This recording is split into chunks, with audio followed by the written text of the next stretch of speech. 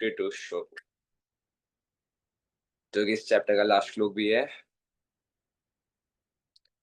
And श्लोक है आप सबके सामने। ध्यान से सुनना और प्लीज ट्राई करना, इसको रिपीट करें, श्लोक का उच्चारण करें, ठीक है।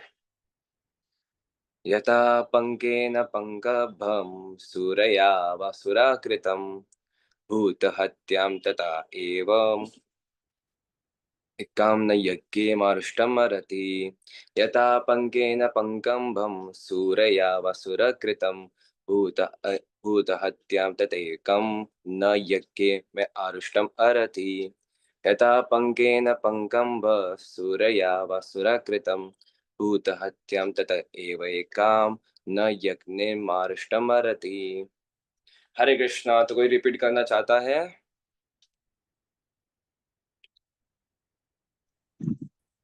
हरे कृष्णा प्रभु जी। यथा पंकेन पंकाम्भः सूरया वासुरा कृतं भूतहत्यां तथैवैकां न यज्ञैर्माष्टुमर्हति। हरे कृष्ण। हरे कृष्णा। और कोई? हरे कृष्णा।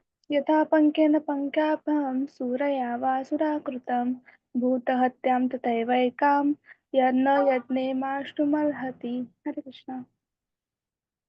और कोई?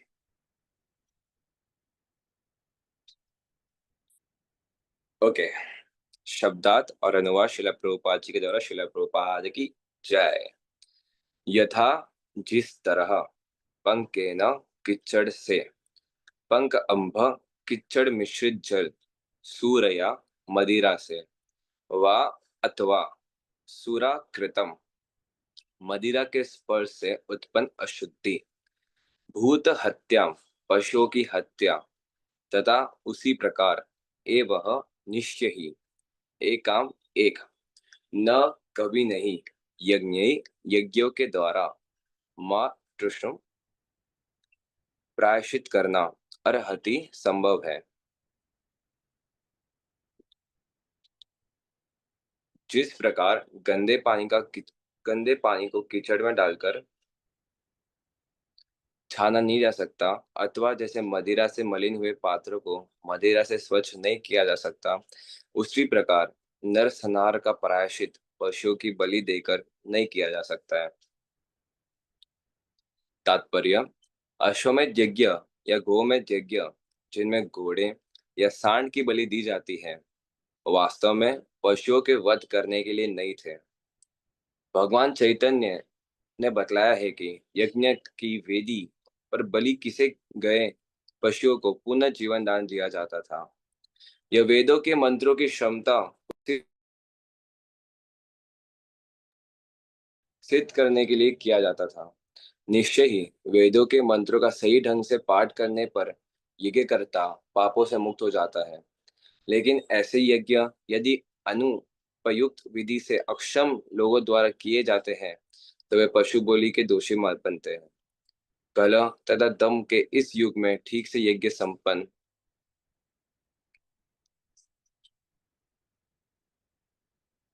करवाना संभव नहीं है, क्योंकि ऐसा यज्ञ संपन्न कराने वाला दक्ष ब्राह्मणों का अभाव है।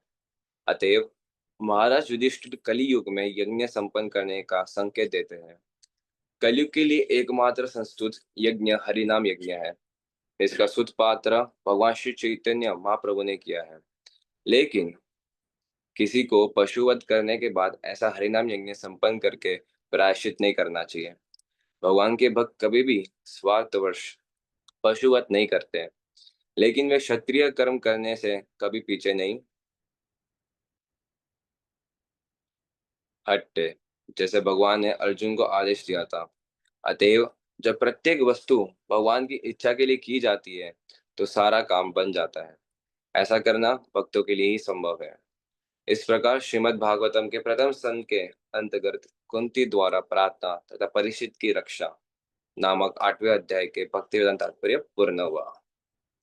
हरे कृष्णा। ओम अज्ञानतिमिरान्धस्य ज्ञानांजनशलाकया।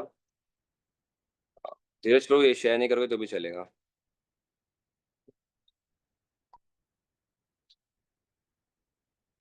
ओम अज्ञानतिमिरान्धस्य ज्ञानाञ्जनशलाकया चक्षुरुन्मीलितं येन तस्मै श्रीगुरवे नमः। श्रीचैतन्यमनोभीष्टं स्थापितं येन भूतले स्वयं रूपं कदा मह्यं ददाति स्वपदान्तिकं। वन्देऽहं श्रीगुरु श्रीयुतपदकमलं श्रीगुरु वैष्णवांश श्रीरूपं साग्रजातं सहगण रघुनाथं वितं तं सजीवं सावधेतं सावधूतं परिजनसहितं कृष्णचैतन्यदेवं श्रीराधा कृष्णपादाः सहगण ललिता श्रीविशाखावितांश नमो ओम विष्णुपादाय कृष्ण पृष्ठाय भूतले श्रीमते भक्ति वेदांत स्वामी इति नामिने नमस्ते सरस्वती देवे गौरवाणी प्रचारिणे निर्विशेष शून्यवादी पार्षदेष्टारिणे नमो महावदनाय कृष्ण प्रेम प्रदाय कृष्णाय कृष्ण चैतन्य नामने गौरशे नमः। हे कृष्णा करुणा सिंधु दीन बंधु जगतपते गोपेश गोपिका कांत राधा कांत नमस्तुते तप्त कांचन गौरांगी श्री राधे वृंदावनेश्वरी वृषभानुसुते देवी प्रणमामि हरिप्रियम वाञ्छाकल्पतरुभ्यश्च कृपा सिन्धुभ्य एव च पतितानां पावनेभ्यो वैष्णवेभ्यो नमो नमः। जय श्री कृष्ण चैतन्य प्रभु नित्यानंद श्री अद्वैत गदाधर श्रीवासादि गौर भक्त वृंद हरे कृष्णा कृष्ण कृष्ण हरे हरे हरे राम राम राम हरे हरे। श्रील प्रभुपाद की जय, श्री राधादास विरय जी की जय। आज का लेक्चर स्टार्ट करते हैं। आई होप सबकी जन्माष्टमी बहुत अच्छी गई होगी, बहुत इंजॉय किया होगा, भगवान श्री कृष्ण का बर्थडे मनाया होगा और सबने व्रत का अच्छे से पालन किया होगा। एंड फिर से हमारा अपना daily Bhagavatam lecture class start करते हैं। आज के श्लोक में सबसे इंपॉर्टेंट चीज बताई गई कि सुराकृतम और भूत हत्या। सुराकृतम का अर्थ क्या होता है? सुरा मीन्स लिकर, शराब। जस्ट लाइक किधर शराब की एक बूंद भी पड़ जाए ना तो वो जगह, वो चीज अशुद्ध हो जाती है, पूरी अशुद्ध हो जाती है। तो जो शराब होती है वो बहुत अशुद्ध चीज मानी जाती है, बहुत ज्यादा अशुद्ध चीज है। अगर उसका एक बूंद भी इतने बड़े लीटर भर दूध में भी पड़ जाए ना तो पूरा दूध अशुद्ध माना जाता है। और ही आजकल जो शराब है इसको अपने शास्त्रों में इतना अशुद्ध माना जाता है, वो आजकल के लोगों की डेली लाइफ की रूटीन बन चुकी है। इसके बिना किसका किटी पार्टी नहीं हो पाता, इसके बिना किसका ऑफिस का पार्टी नहीं हो पाता है, इसके बिना किसका क्लबिंग नहीं हो पाता है, इसके बिना गैदरिंग नहीं हो पाता है। तो जो शराब है, जो लिकर है, आजकल लोग इसको डेली लाइफ रूटीन में इतना इसको यूज कर रहे हैं, इतना कंज्यूम कर रहे हैं, सब लोग अशुद्ध हो गए। एक तो पहले से अशुद्ध ही है, इतने पाप कर रहे हैं, ऊपर से ये सब जो चीज है और ऐड करके अपने आप को और ज्यादा अशुद्ध बना रहे हैं, और ज्यादा। किधर भी आप देखोगे, चाहे वो बच्चा हो, वृद्ध हो, कोई भी हो, सब इसका सेवन कर रहे हैं, सब। और सबको पता भी है ये अपने हेल्थ के लिए सबसे ज्यादा डेंजरस चीज है, नहीं करना चाहिए इसको कंज्यूम। तो भी इसको भर भर के कंज्यूम करेंगे। और इसको हम एजुकेटेड सोसाइटी बोलते हैं, एक एजुकेटेड क्लास बोलते हैं। लोगों को लगता है कि वो बहुत ज्यादा एजुकेटेड है, बहुत ज्यादा होशियार है, बहुत ज्ञानवान है। और वही ज्ञानवान लोग, वही एजुकेटेड लोग, जिस चीज पे लिखा हुआ होता है कि ये चीज कंज्यूम करना आपके लिए हानिकारक है, बहुत बेकार है, जस्ट लाइक तंबाकू में लिखा हुआ होता है, लीकर में होता है, उसको भर भर के कंज्यूम करेंगे। तो ये हमारे आजकल के सो कॉल्ड एजुकेटेड पीपल, क्योंकि इनको एजुकेशन तो दी नहीं जाती, एजुकेशन के नाम पे सिर्फ मटेरियल एजुकेशन दोगे तो यही होता है। तो यहाँ पर आप देखोगे, जस्ट लाइक कोई स्टूडेंट लाइफ में उन्हें एक्सपीरियंस किया होगा, कॉलेज में हो, स्कूल में हो, बच्चों में भी ये सब बहुत कॉमन है चीज। एक्चुअली क्या है, लोग बोलते हैं कि हम शराब पीते हैं स्ट्रेस रिलीफ करने के लिए, स्ट्रेस को दूर भगाने के लिए। बच्चों में तो कोई स्ट्रेस नहीं होता है, कॉलेज के बच्चों में वो थोड़ा बहुत पढ़ाई का होता है, उससे ज्यादा इतना भी ज्यादा नहीं होता है। तो बच्चे लोग हैं, वो शराब इसलिए नहीं पीते, इसलिए नहीं पीते ताकि स्ट्रेस है, वो इसलिए पीते हैं ताकि वो कूल लग सके, ताकि दिख सके कि वो भी जेन जी के ही लोग हैं, वो नॉर्मल लोग हैं। तो वो ऐसा मानते हैं कि अगर हम शराब नहीं पियेंगे तो अपने ग्रुप में हम कूल नहीं लगेंगे, हमारे को कोई मान्यता नहीं मिलेगी, हमें कोई पूछेगा नहीं, नाम से कोई बात करेगा, लोग मुझे बच्चा समझेंगे। आप देखोगे तो ग्रुप में ऐसे ही बोलते हैं, अभी भी तो बच्चा है, क्या दूध पीता है, शराब पी, असली मर्द वाला काम कर, मर्दों वाला काम कर। तो ये कॉलेज स्कूल्स में ये सब बहुत कॉमन है। तो ऐसे ही बहका में कुछ बच्चे आ जाते हैं शराब पीने का, शराब सेवन करते हैं, एंड देन वो एडिक्ट हो जाते हैं इसके, फिर छोड़ ही नहीं पाते हैं। देन उनका किडनी, लीवर सब डैमेज हो सब डैमेज हो जाता है। फिर थोड़ा बड़े होने के बाद 25 साल का 30 साल होने के बाद उसको मतलब पल्ले पड़ता है कि मैंने क्या किया। तो आप देखोगे जो भी शराब का सेवन करता है उसका बॉडी की हालत क्या हो चुकी होती है। पहली बात तो उसकी बॉडी से गंद बहुत आती है, उसका बॉडी एकदम मुरझाया हुआ रहता है, ना उसके अंदर कोई एनर्जी रहती है, ना बॉडी पे, ना फेस पे कोई ग्लो रहता है। मतलब पूरी उसकी जो लाइफ एकदम बर्बाद हो चुकी रहती है, कोई लाइफ का गोल नहीं होता। मीन्स वो जी रहा भी किसके लिए उसको खुद को नहीं पता, सिर्फ जी रहा है। तो ऐसे लाइफ हो जाती है जब ज़्यादा कोई ये सब चीज़ का, नशीली पदार्थ का सेवन करता है। एंड यहाँ पर आगे युधिष्ठिर महाराज बताते भूत हत्या। भूत हत्या का अर्थ है एनिमल स्लॉटर। एनिमल्स जो पशु है उनकी लार्ज स्केल पे, बड़े पैमाने पे इतनी हत्या हो रही है, इतनी हत्या हो रही है मॉडर्न सोसाइटी में। एक्चुअली मॉडर्न सोसाइटी का मतलब यही हो गया है कि ज्यादा से ज्यादा पशुओं की हत्या करना, ज्यादा से ज्यादा दारू बनाना, बस और कुछ नहीं है। ये मॉडर्न सोसाइटी का मेन मतलब है। जस्ट मैं अभी गूगल पे सर्च मारा थोड़ी देर पहले कि प्रत्येक दिन कितने पशुओं की हत्या होती है खाने खाने के लिए। जस्ट शॉक हो गया। जस्ट मैंने गैस मारा कि कुछ हो गए हजारों में, लाखों में, बट उतने नहीं थे। मैं सोचा हजारों में रहेंगे पशुओं की, रोज हजारों में हत्या हो रही होगी खाना खाने के लिए। नहीं। सोचा लाखों में होगा, लाखों में भी नहीं थे। सोचा करोड़ों में होगा, करोड़ों में भी हत्या नहीं हो रही है। कितनी हत्या हो रही पता है प्रत्येक दिन? अरबों में। 100 करोड़ पशु रोज मारे जाते हैं सिर्फ हमारे जीवा के लिए। जस्ट इमेजिन करो कितने हैवान हो गए मनुष्य। इमेजिन करो सिर्फ 100 करोड़ पशु। और 100 करोड़ तो सिर्फ एक रफ एस्टिमेट है। जिसमें आर्टिकल पढ़ रहा था वो बोल रहे थे कि इससे भी ज्यादा है, अरबों से भी ज्यादा इसमें क्वांटिटी है पशुओं की हत्या में। सोचो क्या हाल हो गया है। फिर बोलते हैं कि फिर वही लोग बोलते हैं कि हमारे साथ इतना बुरा क्यों होता है। उनकी मृत्यु खाई में खुद की हो गई, एक्सीडेंट में हो गई, जल के हो गई, किसने ये कर दिया, किसने मर्डर कर लिया, किसने वो कर लिया। आपने क्या किया? आपने भी तो एक जानवर को काटा है, उसको उबाला है गरम गरम तेल में, उसकी भी तो हत्या की है, उसका कर्मा तो आपको मिलेगा ही ना। ये पूरी जो जगत है, पूरा जो पृथ्वी है, पूरा जगत है, ब्रह्मांड है, ये लॉ ऑफ कर्मा के अनुसार चलता है। लॉ ऑफ कर्मा, जो भगवान ने लॉ बनाया कर्म का, जो जैसा करेगा वो वैसा भुगतेगा। सिंपल। जैसे भी हम एक्टिविटी करेंगे, जो हम परफॉर्म करेंगे, तो ये जो मटेरियल नेचर के जो लॉ है, कानून है, उसको वैसे ही सजा देती है या रिवॉर्ड देती है। जो जैसा काम करेगा वैसे उसको रिवॉर्ड या सजा देती है। तो आज के समय पे हम देखेंगे युधिष्ठिर महाराज जो कॉन्डेम कर रहे थे, जो बोल रहे थे ये चीज नहीं होनी चाहिए, उसी चीज को आज के समय में आज की सरकार ज्यादा बढ़ावा देती है। दारू की दुकान खोलो, ज्यादा मांसाहार कराओ। जस्ट लाइक अभी मैं कुछ समय, जन्माष्टमी की बात है अभी, तो एक न्यूज सुनी थी मैंने कि एक पॉलिटिकल पार्टी ने उसने हजारों किलो चिकन बांटे थे जन्माष्टमी में। सोचो, मतलब क्या बुद्धि है। मतलब फेस्टिवल जो अपने भगवान के फेस्टिवल्स है उसको भी नहीं छोड़ा, उसी टाइम के भी उनको ये सब बांटना है। कम से कम फेस्टिवल्स में तो थोड़ा नियंत्रण नियंत्रण होना चाहिए था, पर तो भी नहीं। तो धीरे धीरे जैसे जैसे कलयुग बढ़ रहा है, वैसे मनुष्य की जो बुद्धि है सब डिग्रेड होती जा रही है, सब अशुद्ध हो रहे हैं बहुत ज्यादा। तो यही डिफरेंस है युधिष्ठिर महाराज के टाइम में और आज के गवर्नमेंट में।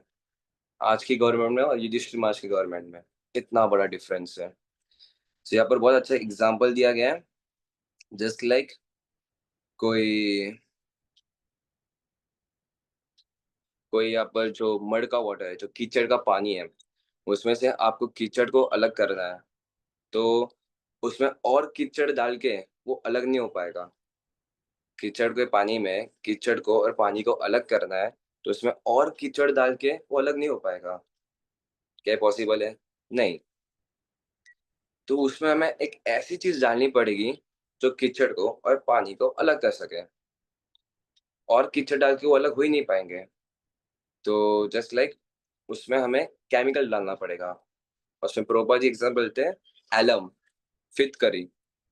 एलम जो होता है, अगर हम कीचड़ के पानी में डालें तो केमिकल रिएक्शन से जो पानी है, जो कीचड़ है, वो दोनों अलग हो जाते हैं, और इसी प्रकार दोनों को हम अलग कर सकते हैं। और तो प्रोपा जी एग्जाम्पल एक और देते हैं कि शराब का। जस्ट लाइक कोई शराब है, शराब का कोई बर्तन है, उसमें हमें शराब की जो बूंदे पड़ चुकी है उसको क्लीन करना है, तो उसमें अगर हम और शराब डालेंगे तो क्या क्लीन हो पाएगा बर्तन? नहीं ना। तो कोई बोल सकता है वो तो लिक्विड ही है, वो क्यों नहीं क्लीन होगा? कैसे क्लीन होगा? जब तक हम शुद्ध पानी नहीं डालेंगे वो बर्तन में, तब तक वो शराब जो है बर्तन में लगा हुआ है वो क्लीन नहीं हो पाएगा।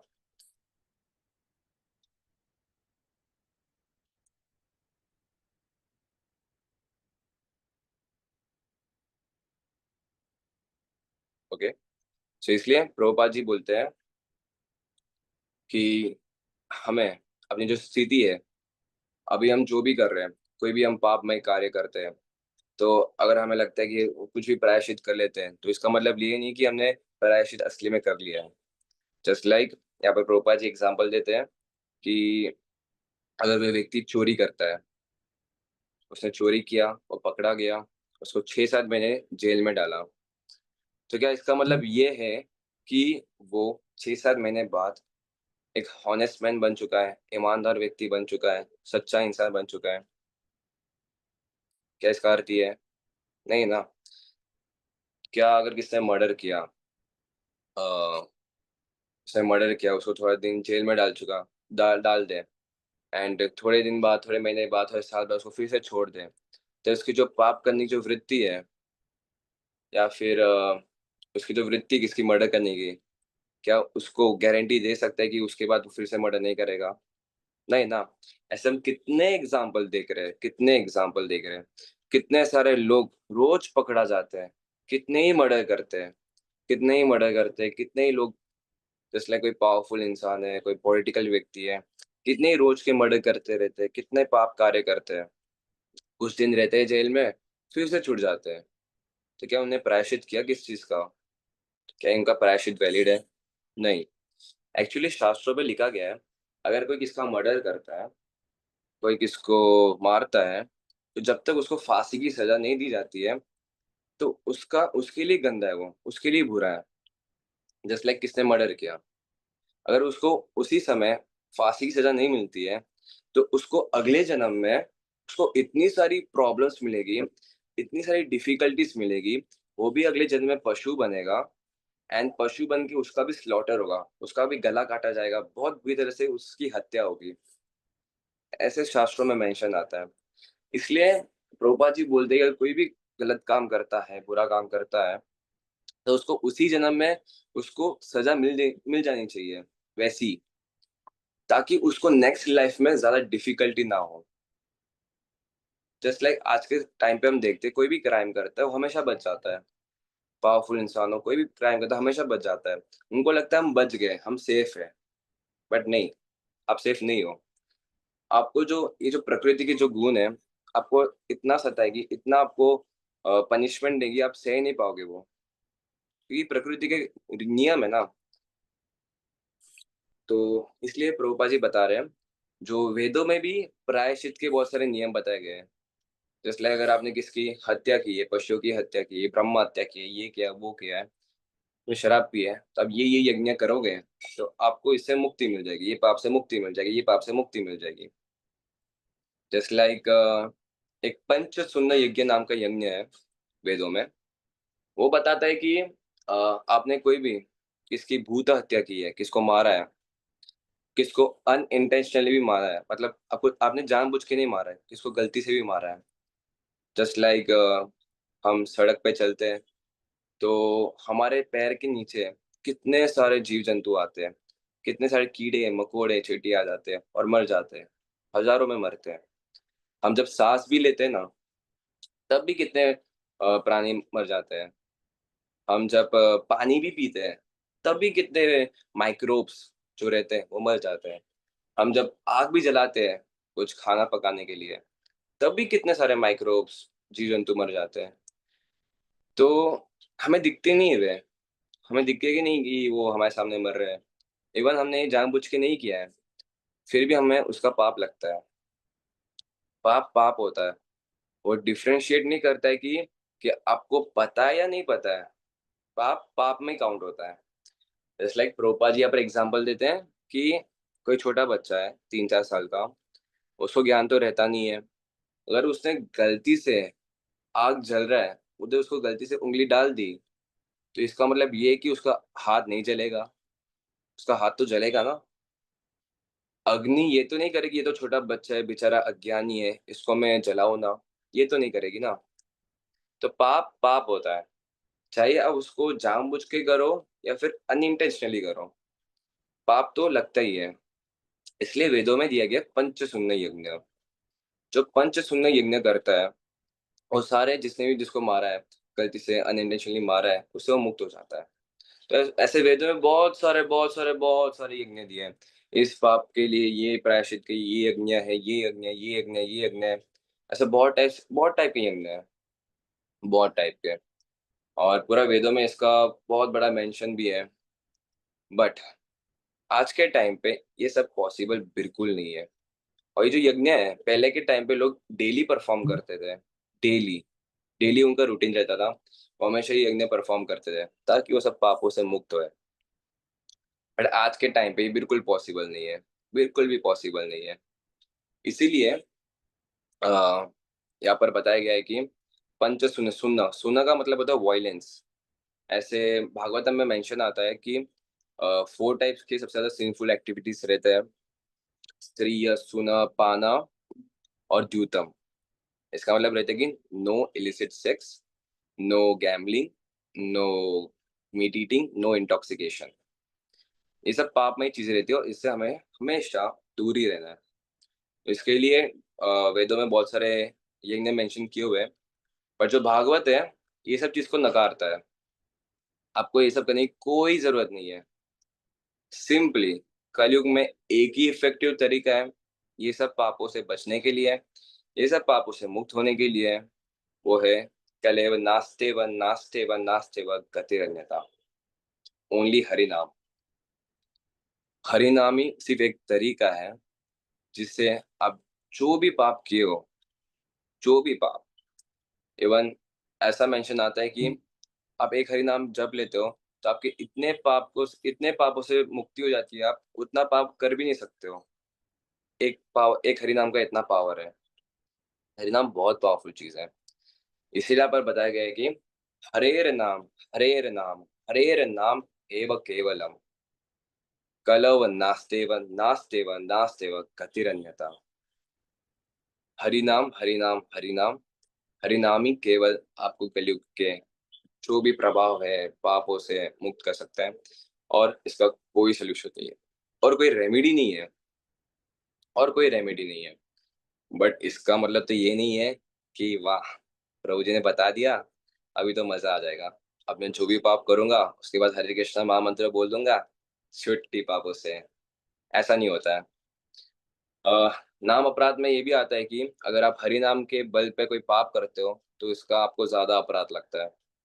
तो इससे बच के रहना है।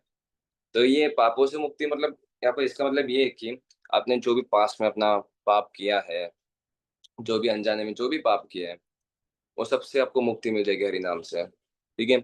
और जो भी अभी गलती गलती से हो रहा है उस सबसे भी मुक्ति हो जाएगी। पर इसका मतलब ये नहीं है कि आप जानबूझ के पाप करो और जानबूझ के जो भी अपने इंद्रिय तृप्ति के लिए पाप करो, चार चार जो रूल है उसको तोड़ो, एंड देन हरे कृष्णा महामंत्र जपो, एंड उससे आपको मुक्ति मिल जाएगी। ऐसा बिल्कुल भी नहीं है। इससे आपको ज्यादा पाप लगेगा, ज्यादा अपराध लगेगा आपको। तो इससे बचना है। तो युधिष्ठिर महाराज यही बोल रहे हैं कि मैंने इतने सारा नर संहार किया, मतलब इतने सारे लोगों को मारा, एंड वो प्रायश्चित कर रहे हैं कि अगर मैं यज्ञ भी करूँ, भूत हत्या भी करूँ, तो भी उससे पॉसिबल नहीं कि मैं काउंटर कर पाऊँ, मैं प्रायश्चित कर पाऊँ। और अपना ये अधिकार है कि कोई चारा नहीं कि मैं अभी इससे जो प्रायश्चित कर पाऊँ। इतने सारे लोग का किलिंग हुआ है, इतना सारे लोग का सबकी हत्या हुई है, तो युधिष्ठिर महाराज व्यक्त कर रही है सब। बट प्रभुपाद जी बता रहे हैं कि इसका सब पापों से मुक्त होने का एक ही तरीका है, भगवान श्री कृष्ण का नाम लेना। क्योंकि जब हम हरि नाम लेते हैं, हरि कथा सुनते हैं, भक्तों के संग में रहते हैं, तो हमारा जो हृदय है, हमारा जो मन है, वो शुद्ध होता है। सबसे इम्पोर्टेंट चीज तो ये है।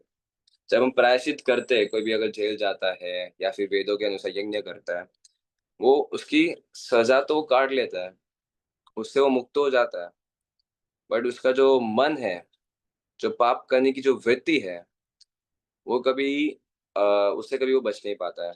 वो कभी उसकी खत्म नहीं होती है, पाप करने की वृत्ति। वो हमेशा उसके मन में रहती है, हमेशा। तो इसको प्यूरिफाई करने के लिए हरि नाम ही है, और कोई नहीं।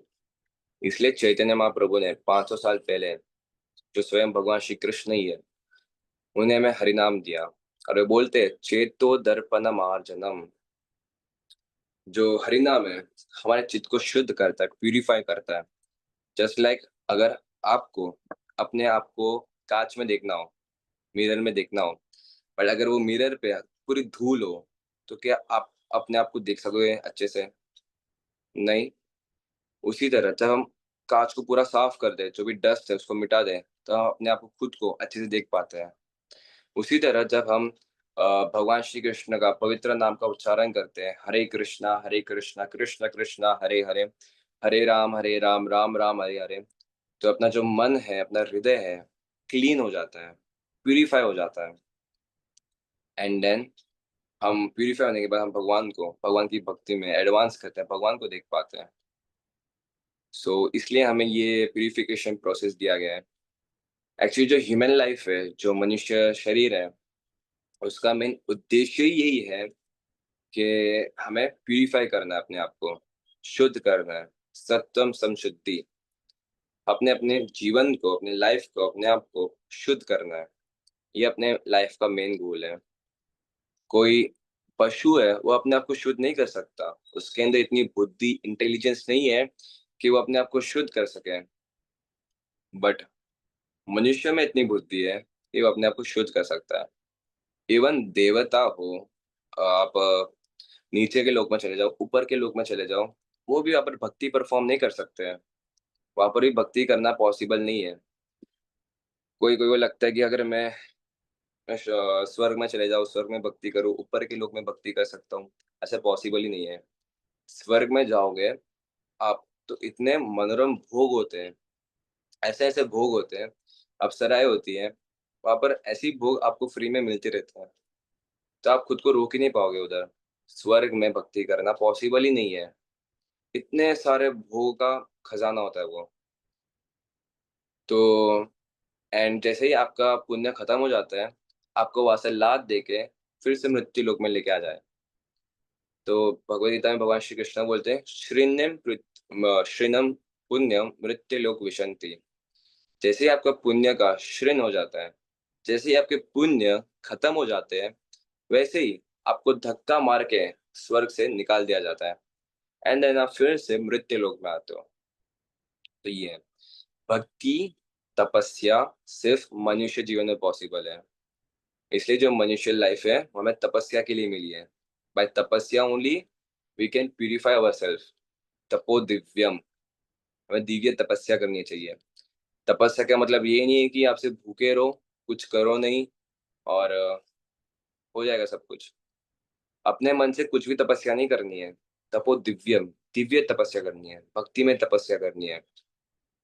सुबह जल्दी उठना, रोज 16 माला करना, रोज भगवत गीता पढ़ना, रोज भागवतम सुनना, रोज प्रभुपाद जी के लेक्चर सुनना, वैष्णव के संग में रहना, रोज भगवान के दर्शन करना, भगवान की सेवा करना, ये सब भी तपस्या ही है। तो आप दिव्य तपस्या करोगे, एकादशी में व्रत करोगे, फेस्टिवल्स में व्रत करोगे, दिव्य तपस्या करोगे, तभी आपका जो लाइफ है प्यूरिफाई हो पाएगा, शुद्ध हो पाएगा, सत्वम संशुद्धि। जब तक हम अशुद्ध रहेंगे, जब तक हम अपने आप को प्यूरिफाई नहीं करेंगे, अशुद्ध लाइफ का मतलब ही यही है कि आप बार बार ट्रांसमाइग्रेशन, जब जन्म मृत्यु के चक्कर में फंसे रहोगे, फंसे रहोगे, फंसे रहोगे, फंसे रहोगे, कभी निकल ही नहीं पाओगे। जस्ट लाइक किसको, अगर अगर मैं बीमार हो गया, जस्ट लाइक अगर मैं बीमार हो गया, मेरे को कोल्ड हो गया, जुकाम हो गया, तो मैं डॉक्टर के पास जाऊंगा और मुझे वो मेडिसिन देगा एंड वो मेडिसिन लेके अपने आप को ठीक करूंगा, राइट। तो अपना रियल कंडीशन ये कि हमारा रियल कंडीशन यही है कि हम स्वस्थ रहें। तो अभी हम सब बीमारी अवस्था में हैं, बीमार की अवस्था में है। वो कैसे? हमारा जो जन्म हो रहा है, हमारी जो मृत्यु हो रही है, हमें जो डिसीज आ रही है, हमारी जो ओल्ड एज आ रही है, वो सब प्रोपा जी बताते हैं वो हमारी बीमार की अवस्था है, हमारी रियल अवस्था नहीं है वो। ये सब बीमारी है। हमारी रियल रियल अवस्था यही है कि हम एक शाश्वत जीवात्मा है।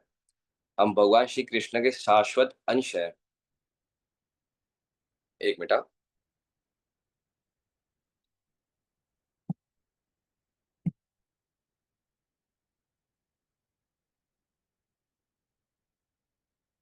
हरे कृष्ण कृष्ण कृष्ण हरे हरे, हरे राम राम राम। ओके। हरे कृष्णा। हम्म। तो अभी हम सब बीमार की अवस्था में है। जो हमारा जन्म हो रहा है, जो हमारी मृत्यु हो रही है, जो हमारे डिसीज आ रहे हैं, हमें जो ओल्ड एज आ रही है, ये एक शाश्वत जीवात्मा का कंडीशन नहीं होता है। तो हमें शास्त्रों के अनुसार बताया गया कि हम भी भगवान की तरफ परम पवित्र है। भगवान कैसे परम पवित्र है, भगवान परम शुद्ध है, वैसे भी हम जो जीवात्मा है, जो भगवान श्री कृष्ण के अंश है, वो परम पवित्र है, भगवान की तरह ही। बट जब वो भौतिक संसार के अंदर आ जाती है, भौतिक गुणों के अंदर आ जाती है, तो वो इम्प्योर बन जाती है, अशुद्ध बन जाती है। भगवान कभी अशुद्ध नहीं बनते हैं।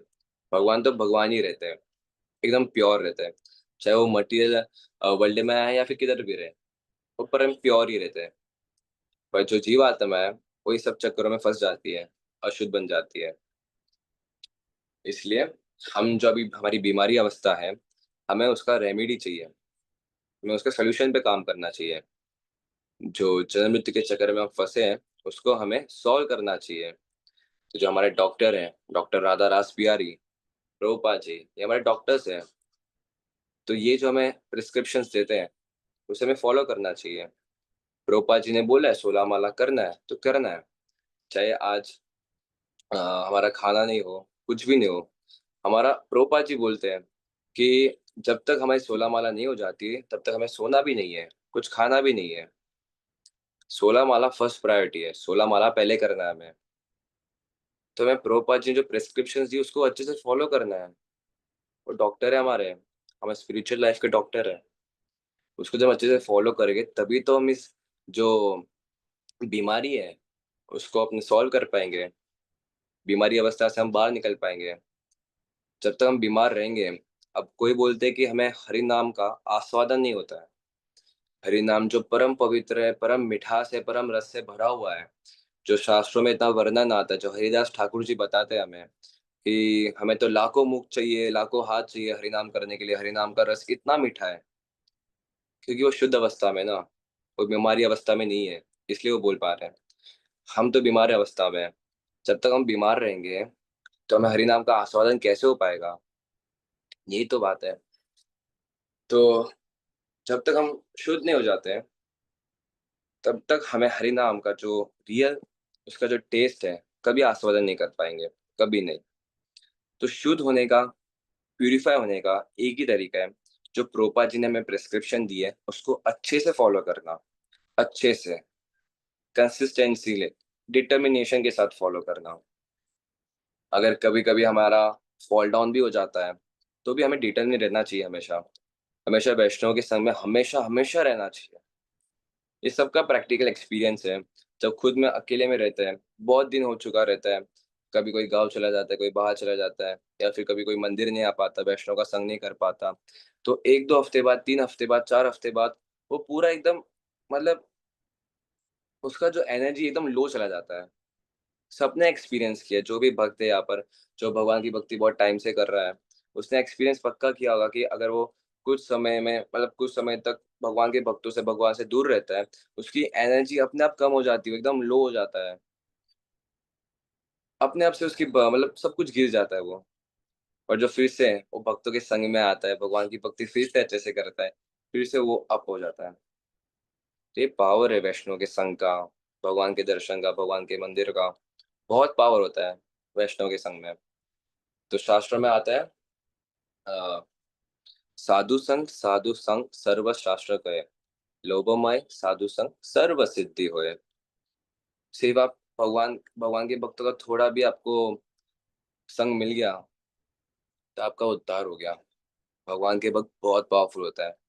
प्रहलाद महाराज देखो, प्रहलाद महाराज तो जब कैदू माता के गर्भ में थे, नारद मुनि ने इंस्ट्रक्शंस दिया, उनको थोड़ा सा संग मिला और देखो कैसे भक्त बने। ऐसे बहुत सारे भक्त हैं, बहुत सारे। इवन नारद मुनि जब उनको चातुर्मास के टाइम पे भक्तों का संग मिला, उनकी नेक्स्ट लाइफ कैसी हो गई। तो भगवान के भक्तों के संग की वजह से ही सबका उद्धार हुआ है। ध्रुव महाराज देख लो, ध्रुव महाराज की देखो बहुत इच्छा थी। ये बहुत अच्छा एग्जाम्पल है ध्रुव महाराज का, कि ध्रुव महाराज गए थे भगवान के पास बहुत ही इच्छा मांगने, कि मुझे अपने पिता से भी बड़ा राज्य चाहिए, बड़ा किंगडम चाहिए, अपने दादा से भी बड़ा किंगडम चाहिए, सबसे बड़ा किंगडम चाहिए मुझे। तो इसी वजह से जंगल में चले जाते हैं और ढूंढे भगवान को। फिर नारद मुनि मिलते हैं, नारद मुनि इंस्ट्रक्शन देते हैं एंड उसको अच्छे से फॉलो करते हैं।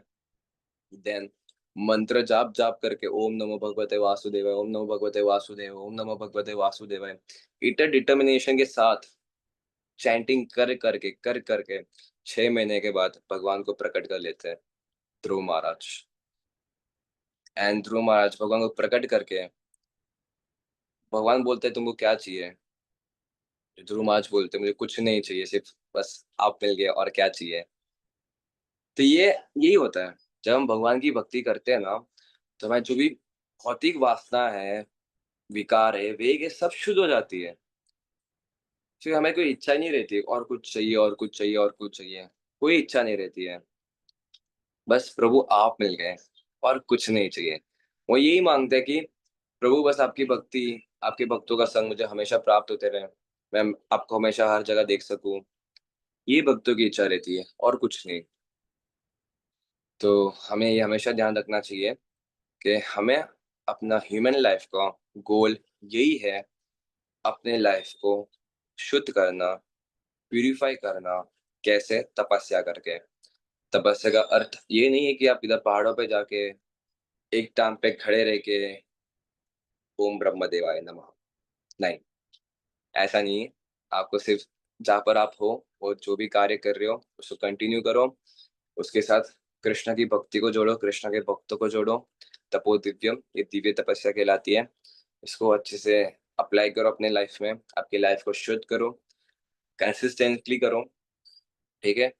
अच्छे से इसको फॉलो करते रहो, करते रहो, करते रहो, करते रहो, करते रहो। धीरे धीरे हम जो माइंड है वो सब प्यूरिफाई होना स्टार्ट हो जाएगा। यहाँ पर जो भी भक्ति कर रहा है सबका एक्सपीरियंस होगा कि भक्ति करने से पहले वो कैसा था, भक्ति करने के बाद वो कैसा हो गया। जो कि बहुत टाइम से भक्ति कर रहे हैं उसने पक्का एक्सपीरियंस किया होगा कि भक्ति करने से पहले वो कई बैड हैबिट्स में था, बहुत सारी चीज उसमें लैक करती थी, कैसा था वैसा था। बट भक्ति करने के बाद थोड़ा वो प्यूरिफाई हो जाता है, उसका प्यूरिफिकेशन प्रोसेस स्टार्ट हो जाता है। भले ही वो 100% प्योर नहीं हुआ, उसका प्यूरिफिकेशन प्रोसेस स्टार्ट हो जाता है। एंड वो देखते हैं कि अपने आप में कितना बदलाव आ जाता है, कि उसको पहले इतने बुरे बुरे विचार आते थे, इतने मन में वासना की इच्छा आती थी, वो धीरे धीरे कन्वर्ट हो जाते हैं भगवान की सेवा में, कि मुझे आज ये सेवा करनी, ये सेवा करनी, ये सेवा करनी है। कि ये भक्ति का प्रभाव है। तो कोई ये बोल सकता है कि भगवान की भक्ति के लिए शुद्ध क्यों होना है, इतनी क्या आवश्यकता है शुद्ध होने की, ऐसे ही भगवान को प्राप्त नहीं कर सकते हैं? नहीं। कि भगवान ना परम पवित्र है, परम शुद्ध आत्मा है।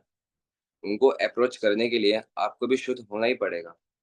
आपकी आप अपनी भौतिक वासना लेके भगवान के पास बिल्कुल नहीं जा सकते, भगवान के धाम में बिल्कुल नहीं जा सकते। ऐसा बताते कुछ वैष्णव लोग कि जो भगवान के जो द्वार है वो इतना छोटा सा है, 0.1 मिलीमीटर का द्वार है भगवान का जो द्वार है। ऐसा एक वैष्णव ने सुन रहा था। एंड उसमें सिर्फ जीवात्मा जो आत्मा है उसको ही अलाउंस है। आपका अहंकार का, आपका जो काम वासना है, जो भी काम क्रोध लोभ मोह, उसकी एंट्री नहीं देते वहां पर। तो जीवात्मा जाती है वहां पर, गोलोक वृंदावन धाम में। बाकी ऐसे जो विकार है किसके अंदर, ये सब जो अशुद्ध आत्मा वहां पर जाए एंट्री नहीं मार सकती है, ऊपर के लोगों में जा ही नहीं सकती वो। इसीलिए हमें बताया गया कि हमें प्यूरिफाई होना है। जब तक हम प्यूरिफाई नहीं होंगे तब तक हमें भगवान के धाम जाना इम्पॉसिबल है। And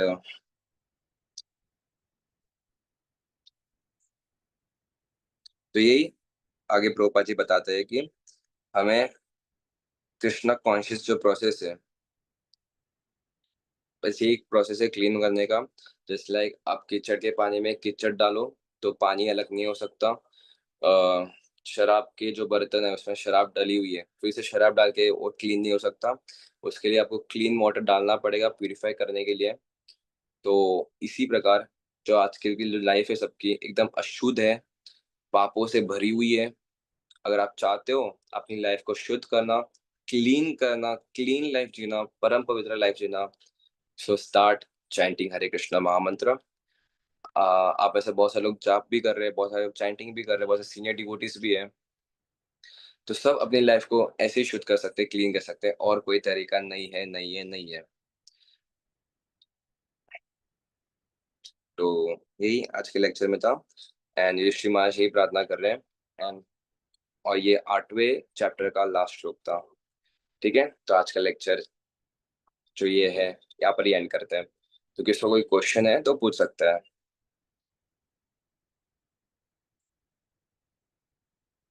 Hare Krishna, Hare Krishna, Krishna Krishna, Hare Ram, Hare Ram. So anybody has any question regarding lecture?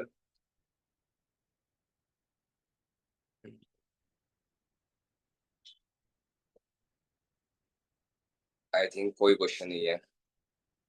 ठीक है, तो आज का लेक्चर यहाँ पर एंड करते हैं। जय गुरु शिला प्रभुपाद की जय। हरे कृष्ण।